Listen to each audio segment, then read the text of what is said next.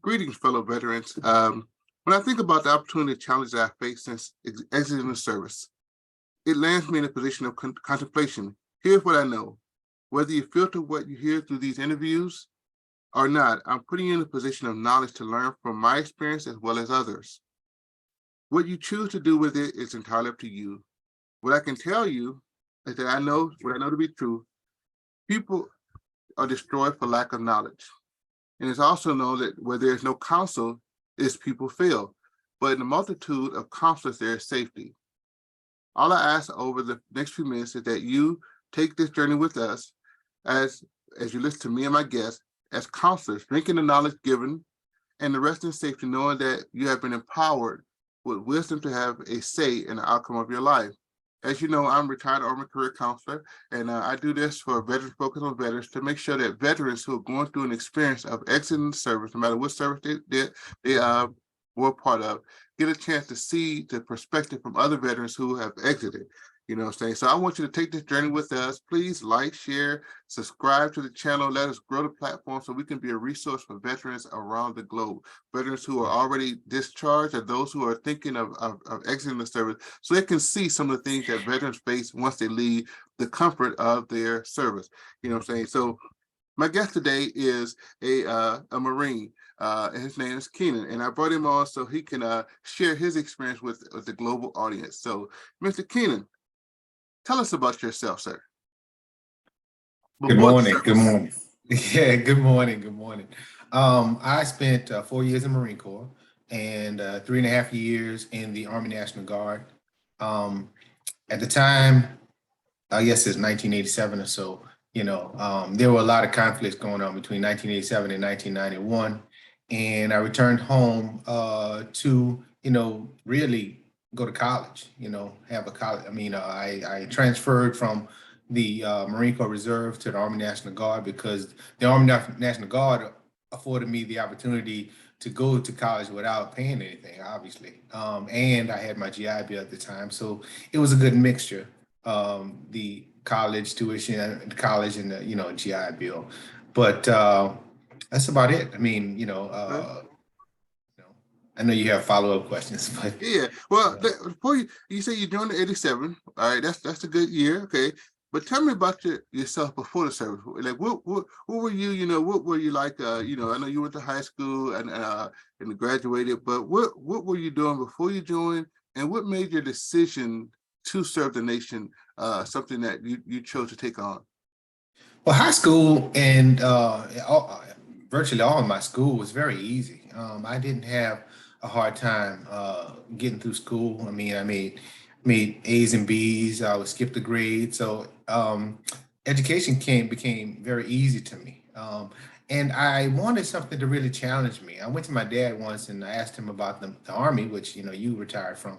My dad was in the Army, and he said, "No, no, why don't you try a different service?" I said, "Okay, I'll try a different service." So I found the Marines were tough, and of course, it was very tough at first.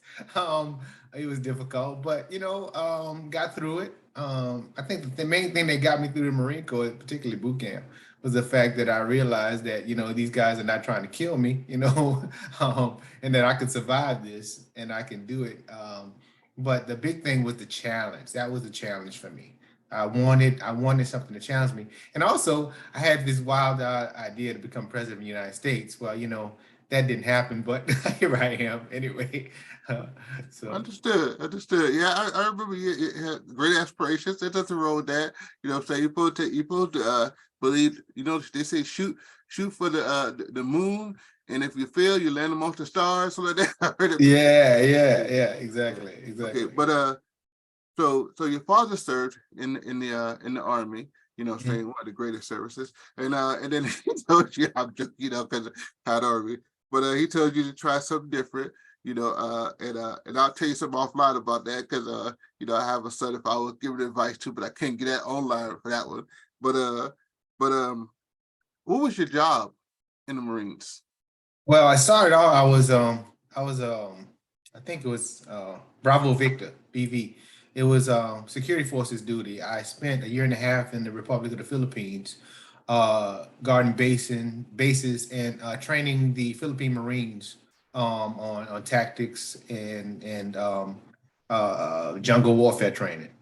And then after that, I was an 0311, which is a basic rifleman. I was a squad leader, obviously. I carried the M203 grenade launcher. At that point, like I said, and I think that's one of the reasons why I really decided at the end of my 4 years, no one really came to me, and I probably would have stayed if someone had came to me and said, "Hey, man, are you thinking about staying?" But I think the reason why I got out is because number one, I missed home and I missed my family. We were a very close knit family. The other thing was, while I was in the Marine Corps, it seemed like literally every year I was in some kind of conflict. I was either in the Philippines, and they were having a civil war there, and I was training the Philippine Marines, and with all of the activity there, and then moving on to Desert Storm and Desert Shield, and of course the time we had to go and get Noriega from Panama, and so it seemed like the Marines, it was always a fight, it was always danger. So I said, maybe I should go home at this point because, we were always in danger. So then I decided to go home. Most people who are either in the service or join the service or think about joining the service may not realize that when they have a saying that you're the tip of the spear, meaning you're the forward operator, in conflict. You have to be tip of the spear before the spear, and you were basically that in a lot of different conflicts in the short term that you were there. Okay, so yeah, 4 conflicts in 4 years. That was pretty serious. Yeah, there would be. Yeah. I don't know if I'd have stayed. Yeah, that's traumatic. That's very traumatic. I don't know if I'd have stayed. Yeah, but that's very traumatic. I say that where there are individuals who are now retiring. Think about this. They are now retiring after 20 years in the service, and their whole 20 years have been under conflict. Think about that. Their whole 20 years have been under conflict since 9/11. Trauma. Some of them joined for that, and some of them have spent their whole year in and out of the desert conflict, different places, what I'm saying? But let me see. Tell us about, you say you were in the Philippines, all right? What was your favorite assignment in doing your tour in the Marines? Outside of conflict. Outside the conflict. I guess the Philippines probably one of my favorites. When we weren't in danger. Actively in danger. Right. I think that, and of course there was some training. We went through Japan, Subic Bay, Subic Bay Republic, Philippines, and we went to do some training in Japan and some other areas. I love the travel. The travel, like I was looking at one of your videos, and you like the travel. I really love to travel, and so traveling from here and there, I think you don't never really realize, like Japan. We went to Japan. You never really realize that it's really Japan until you actually step foot off of the plane and get on a Japanese bus or something like that. Literally, it was an eye-popping experience because at the time, people that I saw, I'm 5'11", there were people that, everybody on the bus was shorter than me. The bus was made for people that were shorter than me. So we had to literally go down to go into the bus. But I love the Japanese people, and I love their culture. It's such a rich culture and rich heritage. Even the Filipino people, they're such a rich culture. Just learning those cultures outside of my own culture was phenomenal to me. I grew immensely in that. And so I relished in learning about different cultures. Even in Saudi Arabia, I had a conversation with a Saudi Arabian army guy. And even though we couldn't really speak together because I didn't understand his language, he didn't really understand English, we were able to communicate and communicate effectively. And I think that was because we had things in common. So that's my biggest takeaway, the things I really enjoy, right. The travel. I can tell you, I was the same thing for me. That's the reason I joined, because, and I'm gonna share a little something, in an interview. One of the reasons I wanted to interview Mr. Keenan is because we grew up together in New Orleans, and in New Orleans, my father used to travel a little bit. We used to take shrimp different places, for New Orleans. And I remember going to Albuquerque with Mr. Keenan, and I fell in love with just being on the road a little bit. That might sound crazy for somebody, but I did. As a young man single, I wanted to travel and see the world, and so the military afforded that for me. The first time like I said, going to a foreign country for me was in '91, was going to Korea, and seeing everything written in Korean. Yeah. That was unique. See everything. You did have to learn a little bit of the Hangul language, this Korean language, to be able to communicate and get around. That was interesting, and I enjoyed. I enjoyed. I fell in love with it, just like just to travel. Okay, so we talked about your favorite assignment. Talked about you enjoyed traveling. Okay, what influenced your? You told me that too. I was gonna say your decision to leave, but it was 4 years, 4 conflicts in 4 years. So I'm gonna move past that question. Okay, now here's a question that I think a lot of the veterans who are tuning in are going to want to know and see if it's the same for them. Were there any programs that help you transition from the Marine Corps to the civilian sector?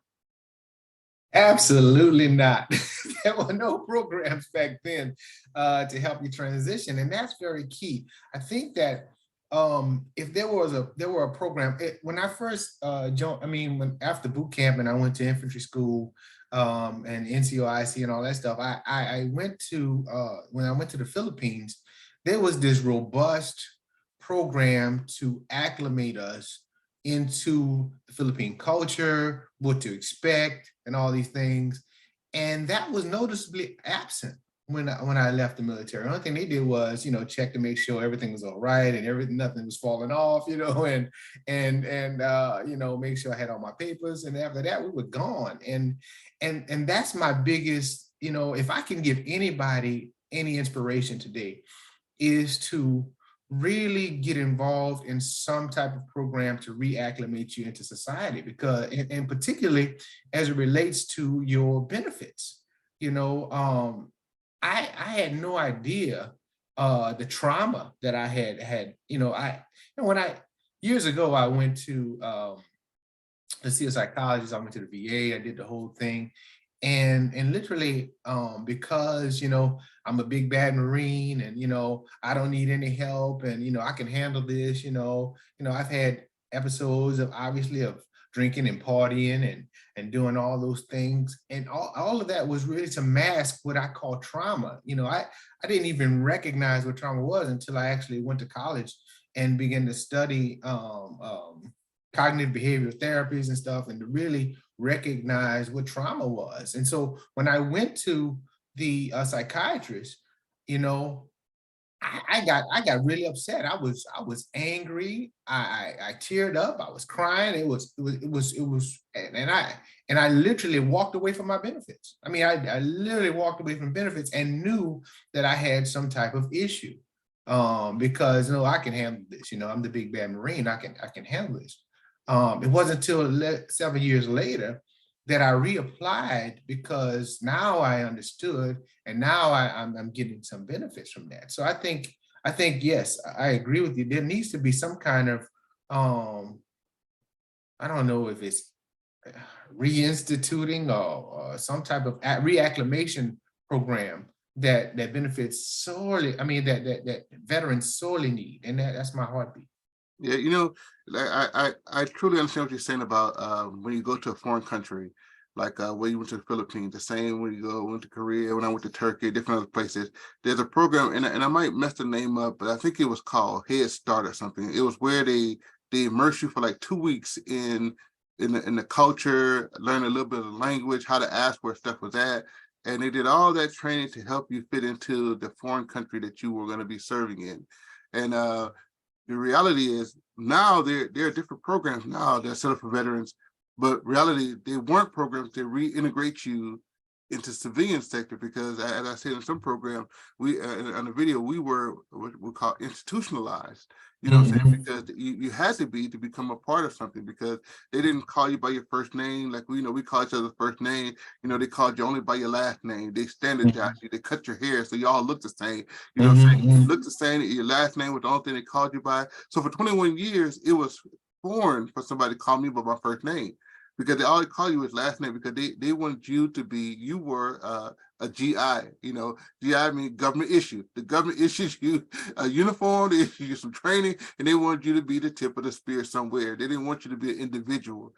And so when you return from the military, there's a process of a reacclimation back into the civilian sector, because now I think it says like the data shows like less than 2% of the American population has actually served or been attached to service. It might be a little Right. high when you talk about dependents and and spouses, but when you're talking about just the service member themselves, now it's less than 2% they say that have actually served. And so when you're reacclimating and you're going to talk to civilian hiring managers, you have to learn the speech that you for 4 years you've been engrossed in a different level of communication. You know what I'm saying? You Right. know how to move, shoot, communicate, in that manner. But how do you transition all that experience into the civilian sector? Because as I said before, one video is, if for the civilian sector, if it don't make dollars for them, it don't make sense to hire you. So they Yeah. want to know, what do you bring that's going to make us dollars, and that's just the reality, and so we're trying to build a platform, get experience from individuals so that we can reach other individuals who are going through this process. And But I'll this, say, I'll say that, especially for Marines. I mean, I of course I went to the Army National Guard, but I never went to boot camp for the Army National Guard because I had already gone through Marine Corps boot camp. But they spent 13 weeks in some really intensive training. I mean, really to acclimate you into Marine Corps society so that you can be successful. And I was very successful in Marine Corps society. I was very successful in boot camp. I mean, I got meritoriously promoted and everything, but I think that it was such a process that the only alternative for leaving should be maybe not 13 weeks, but a process nonetheless, right? 2 weeks, right, maybe 2 weeks, and paid. I think the military should pay you for those 2 weeks, or release you 2 weeks early to be reacclimated, depending on your level of service.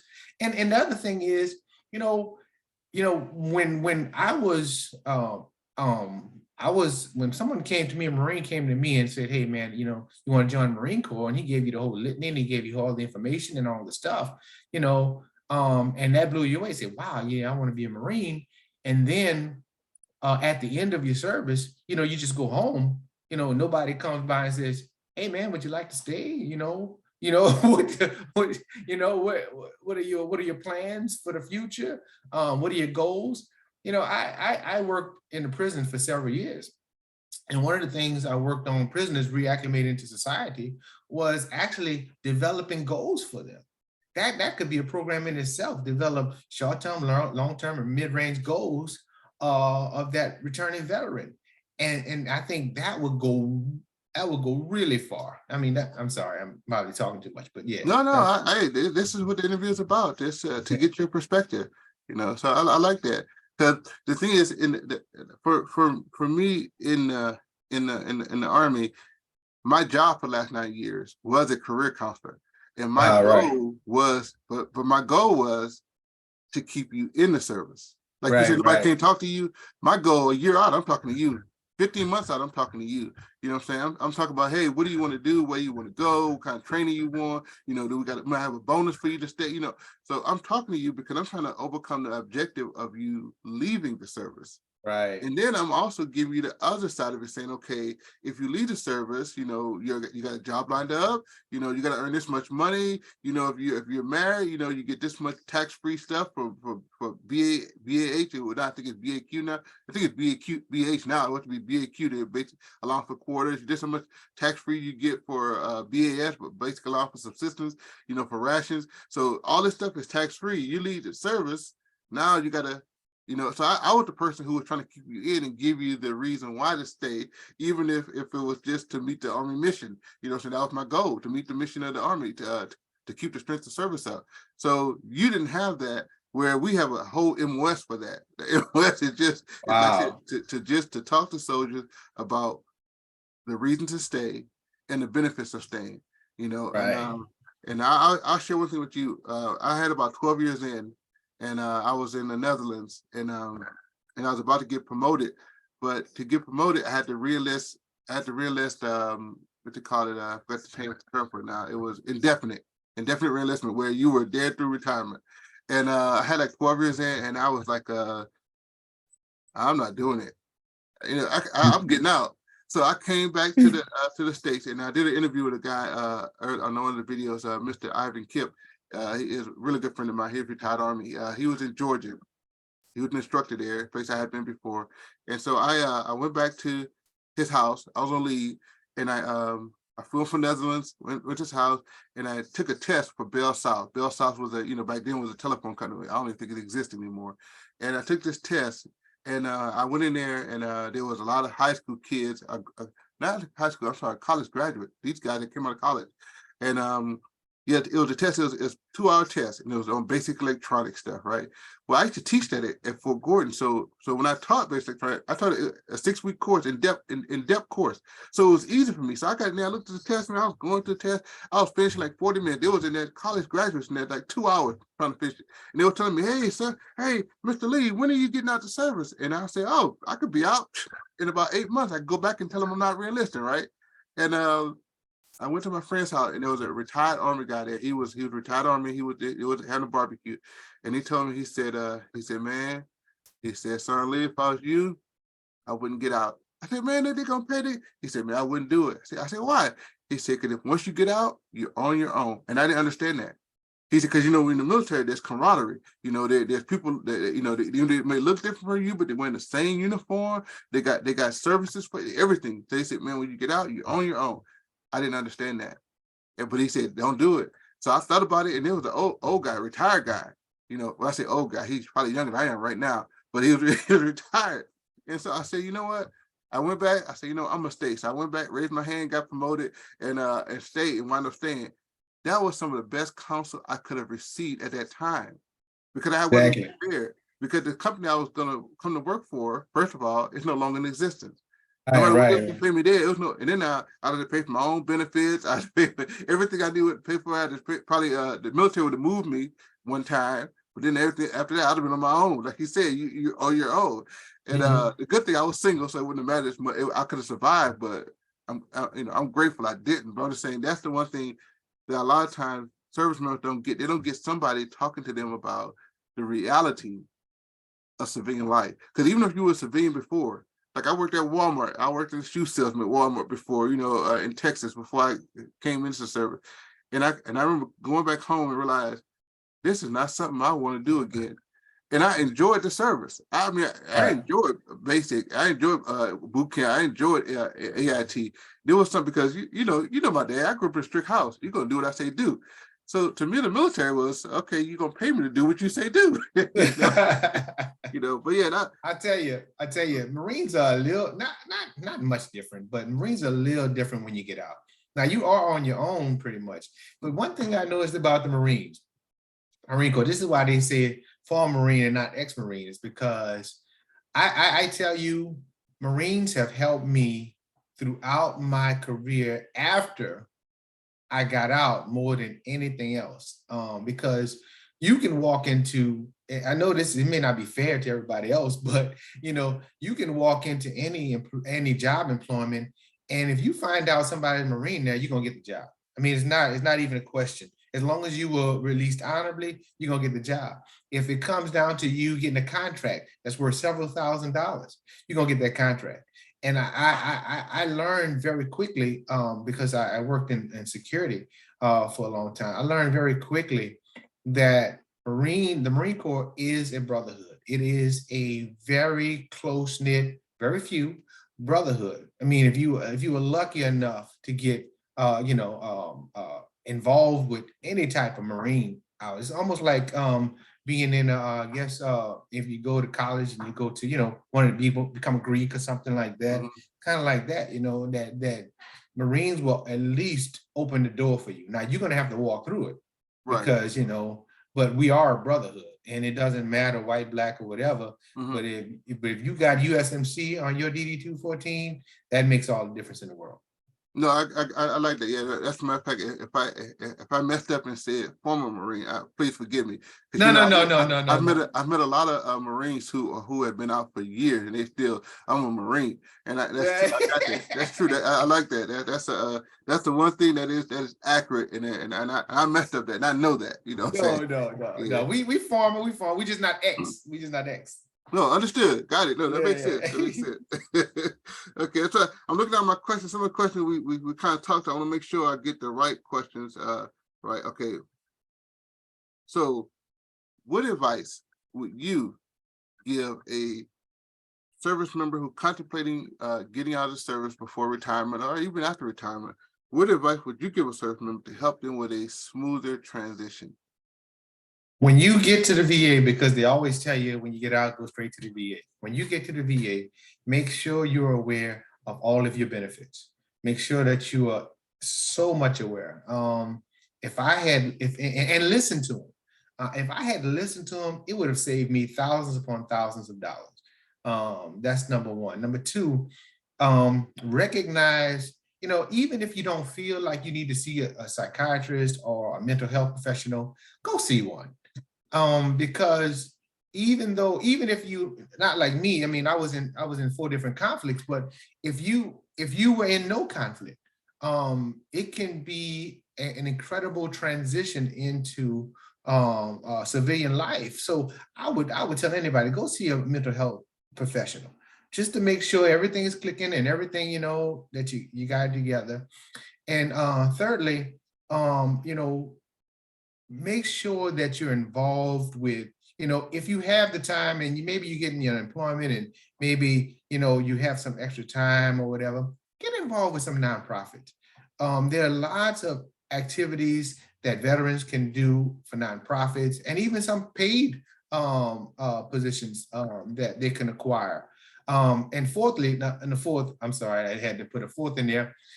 If you're going to apply for anything, apply for everything. Don't just apply for state jobs or apply for federal jobs. I never even thought about working for the federal government again after I got out of the Marine Corps. And don't just accept anything right away. I accepted a job making $4 an hour when I first got out of the Marine Corps. And that was incredible because it was the first thing they offered me. You know what I mean? Of course, I was promoted within 6 months or so, making a whole lot more, but it's still, don't just accept anything and have your goals lined up with, talk to your family, get your goals together, and just make the best decision for you and your family. That's all.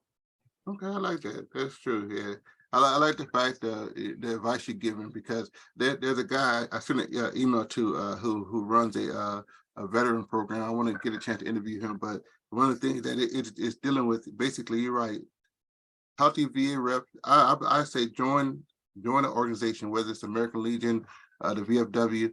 Join one of those organizations because their goal is to help you navigate through the VA process if they can. Because you're right, a lot of military folk, especially younger when we were younger, we were taught, that you were young and strong and bold, and matter of fact, we used to say it's for the young and the bold.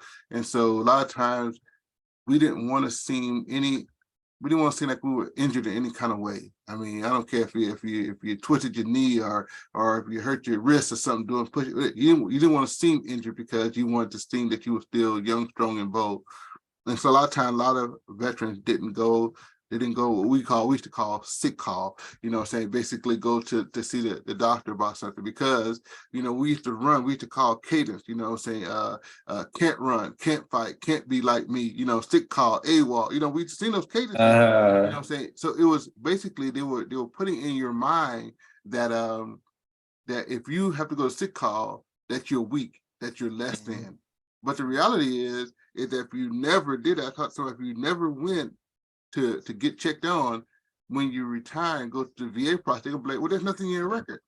You know what I'm saying? Exactly. Where is that? You were trained not to go get nothing in your record. So it's like Right. it's a vicious cycle. You know what I'm saying? Exactly. Okay. All right, let me see. You said you went to the VA disability process once you got out because basically all the trauma you had to face and had to deal with. How was that process for you? Well, I tell you, it did well. I was very annoyed in the beginning at my process. About 15 or 20 years ago, well, 15, maybe closer to 20 years ago, I applied for benefits and I went through that process. And it was very disparaging. So I really discouraging for me.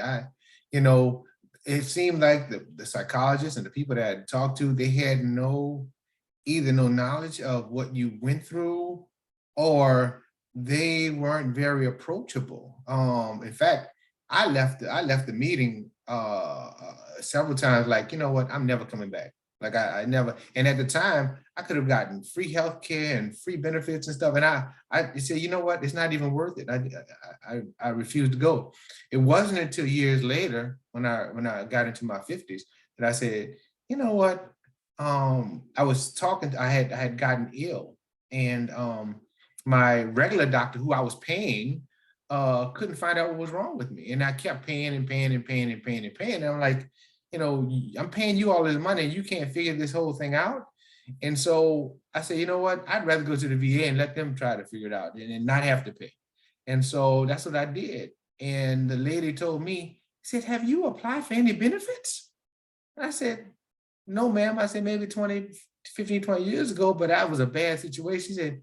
She said, honey, this was a doctor. She took off her doctor hat and she put on her AT hat. Honey, go apply for your benefits. Oh yeah, yeah. And go through the process. And so at the time it was COVID, so it was easy for me. You know, you could just do it online, and literally the process was smooth. I mean, it was very smooth. I went to the Q exam, whatever they call that thing, and did all that stuff, and you know, made sure I was logged in on the VA system, and things went very smoothly. I got to tell you, even getting benefits for my children under my benefits. So man, you know, yeah, you know, it went pretty smooth now, but before it was very unnerving. But go through it. Believe me, it'll make the difference. I remember working with guys, and they were bringing home the same check I was bringing home, but they also had benefits from the VA, so their lifestyle was better than mine, Right. because they had both sides, and I'm being selfish, and I'm paying for all my Medicare. I'm paying, you know, I'm doing everything, and I did that for the first 20 years I was home. So, you know, missed out on some stuff, but it was a blessing when it came to college and the GI Bill and getting the referral from my house and all that stuff. All that was really good. But yeah, it was interesting, say the least. But No, I understand that. Yeah, because the same with me. I've had like I'm the old head. You know, we call it was old head. I had an old head, a retired Army guy. He was getting on me, man. He was like, man, you better go through the VA process. You better go do it. You know, and when I was a lot younger, like, you know, I'm in my 50s too, and I was a lot younger. I was like, I can't do it. I'm not, because they gave me 10% for my lower back, you know, running 21 years on pavement. They give me 10%. All right. They didn't think about the knees and nothing, like knees are short. All that. They think, okay, they just want to give you the lesson and get you out of there, right? And so I said, you know what? I'm going to go back to the process. It was later, you know, because like you, I didn't want to do it. I was like, because first of all, I was thinking, okay, I know there's some things wrong, but I can't exaggerate. I don't want to go to lie. You know, I don't want to go, okay, you know, exactly. I gotta be honest, Integrity. You know? Yeah, I got it. So so one day, I mean, it was probably been about a year and a half ago. A guy was telling me, he said, man, you really good. And I got out of bed one day, I could barely walk. You know, my knee was killing me, right? Knees killing me. Like this, like, you know, in the military, they got a position called parade rest, right? And you only go behind your back. Well, this shoulder, I can't do that. You know, I mean, wash my back. I had to get a brush to go, because I can't go all the way back. It's right here. And so I didn't realize all the stuff that your body went through, you know, in the service, Trauma. like the trauma it went through. Yeah. And so I finally went back and did the stuff. Like I'm still in a process right now going on, but at least I went back to go through that. Mhm. So I agree with you. Go through the process. Get the ratings for anything that is wrong with your body, because the military, no matter what service you're in, will take a lot of your youth and your vigor. I mean, that's just the Mhm. truth. That's why they want you. Yeah, they want you at 18 because Right. they're gonna use up your body. You know what I'm saying? And actually, I don't mean that in a bad sense, but reality is our young men is who fight wars. You know what I'm saying? It's Yep. our young men who fight wars. You know, there's a lot of people older sitting back in position of power that are sending them to war, but they're Mhm. not going. You know what I'm saying? Right. You know, Right. they Right. be upset. I'm upset with Louisiana. We're gonna send in the Marines. You know what I'm saying? But they're not going. They sent No. somebody else's son to go. You know? Right. And so I think that when you go through that process, you have to go through, be honest with yourself, that even if your knees or your ankles or your shoulders were giving you issue that you never want to talk about because you feel you were young and strong and they won't feel like you were weak. uh Go to the process, even if they give you a 0% rating, you know what I'm saying, let's get it on the books, you know what I'm saying, because as you get older, like, you know, we're older now, we're not 50s, get older, you're gonna start having that, feeling that little bit, and then you Mhm. gonna want a little bit of compensation for that. You know what I'm saying? Because Exactly. yeah, because me when Exactly. And they. I did human resources. Human resources is not a vigorous job. You know what I'm saying? You're not lifting a whole lot of stuff. You're not doing all so the stuff that was done in my body was done through the 21 years of vigorous training and deployments and being here and setting up tents and moving stuff and you know all of, yeah. So it just yeah yeah.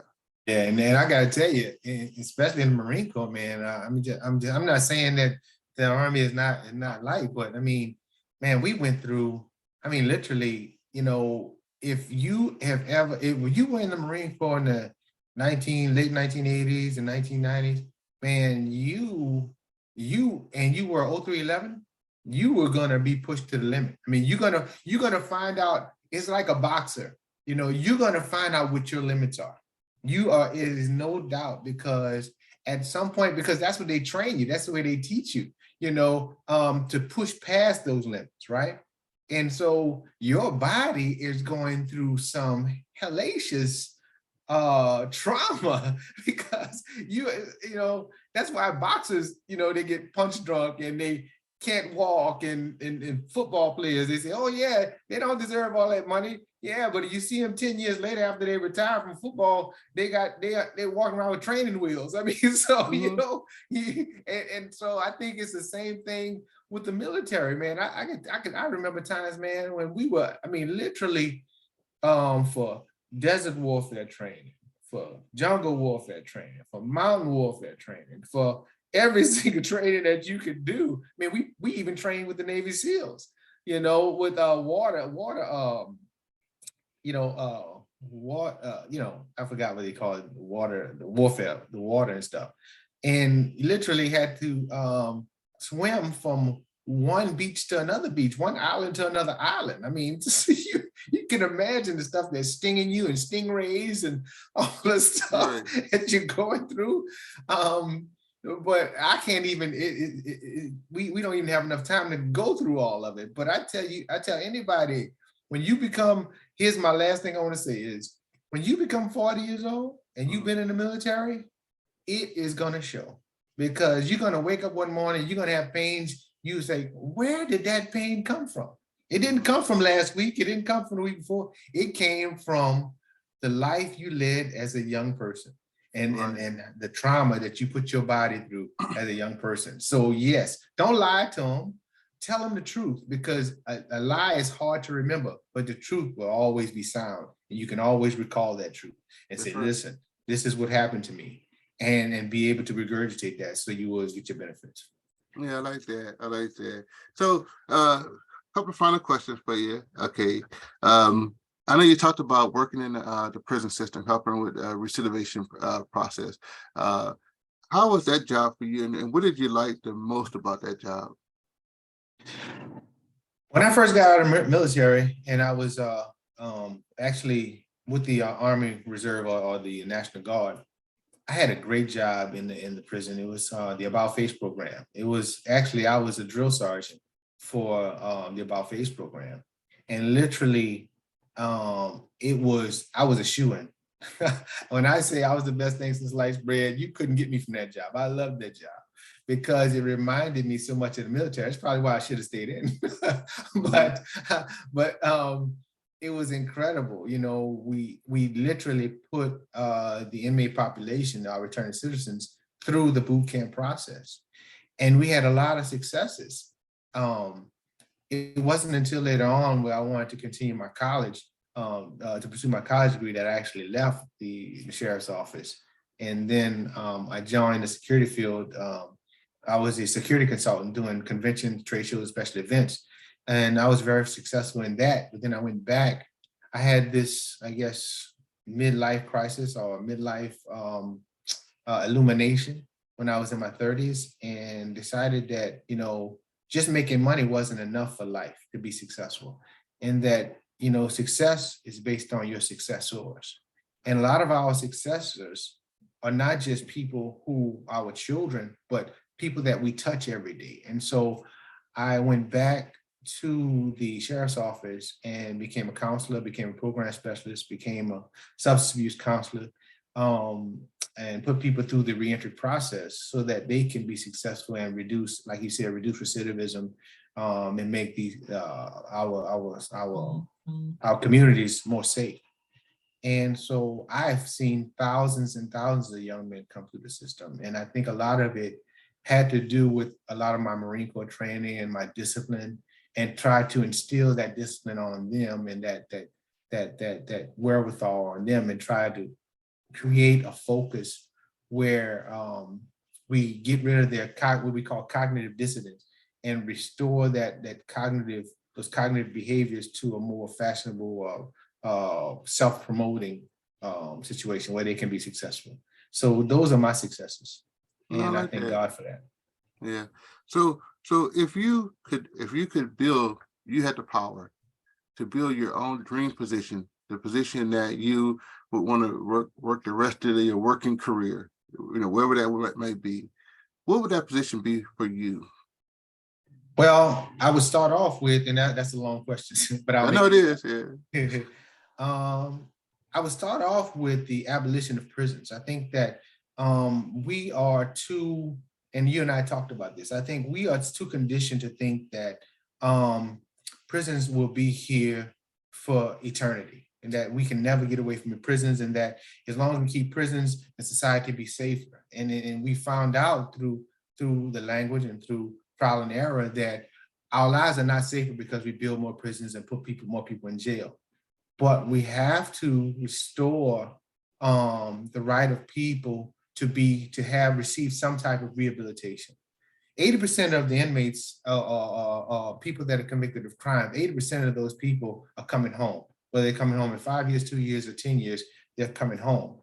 And so we have to structure the best program to not only receive them back. Well, we first off, we start up in the actual prison itself by assessing those individuals individually, and then providing, like we talked about, the goals, the short-term, long-term, and mid-range goals based on their prison service, I would say. So if you have 5 years in prison, your goals may be different from somebody who has 2 years or 1 year or 10 years.